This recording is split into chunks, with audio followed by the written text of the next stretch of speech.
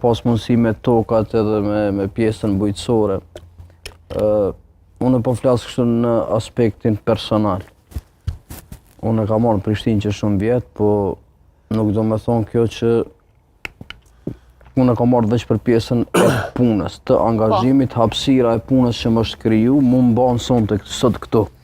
Edhe nesër me marrë një mundësi që punën që e bëjnë në Prishtinë, me bu në Ravec, pa u tutë se a ka me pas punë, a s'ka me pas punë, unë e lo Prishtinën qatë ditë me njerë, me e pas mundësin.